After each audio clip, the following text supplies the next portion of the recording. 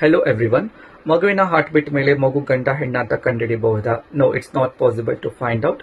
Normal ಆಗಿ ಮಗುವಿನ heart beat ಬಂದು ಪರ್ ಮಿನಿಟ್ 120 ಇಂದ 160 ಇರುತ್ತೆ. ಅಂಡ್ 120ಗಿನ ಕಮ್ಮಿ ಇದೆ ಅಂತ ಹೇಳ್ಬೋದು, 160ಗಿನ ಜಾಸ್ತಿ ಇದೆ ಅಂತ ಹೇಳ್ಬೋದು ವಿನಃ ಅದನ್ನ ಬಿಟ್ಟು 120 130 ಇರೋದು ಹೆಣ್ಮಗು, 140 150 ಬೀಟ್ಸ್ ಇರೋದು ಗಂಡು ಮಗು ಅಂತ ಹೇಳೋದು ಖಂಡಿತ ಸುಳ್ಳು. ಯಾವಾಗ ಮಗುವಿನ ಹಾರ್ಟ್ ಬೀಟ್ ಕಮ್ಮಿ ಇರುತ್ತೆ ಹೊಟ್ಟಿನಲ್ಲಿ ಅಂತ ಹೇಳೋದಾದ್ರೆ, ಸೊ ತಾಯಿಗೆ ಜ್ವರ ಇದ್ದಾಗಲೂ ಕೂಡ ಕಮ್ಮಿ ತೋರಿಸುತ್ತೆ. ಅಂಡ್ ಮಗು ಮತ್ತೆ ತಾಯಿ ಇಬ್ರು ಕೂಡ ಸ್ವಲ್ಪ ಚೆನ್ನಾಗಿ ಮಲಗಿ ಎದ್ದಿರ್ತೀರಾ, ಅವಾಗ ಹೋಗಿ ಚೆಕ್ ಮಾಡಿಸಿದಾಗಲೂ ಕೂಡ ಹಾರ್ಟ್ ಬೀಟ್ ಕಮ್ಮಿ ತೋರಿಸುತ್ತೆ. ಚೆನ್ನಾಗಿ ವಾಕ್ ಮಾಡ್ಕೊಂಡು ಬಂದಿರುತ್ತೆ, ಇಮಿಡಿಯೇಟ್ ಡಾಕ್ಟರ್ ಕನ್ಸಲ್ಟ್ ಮಾಡಿದಾಗಲೂ ಕೂಡ ಕಮ್ಮಿ ತೋರಿಸುತ್ತೆ.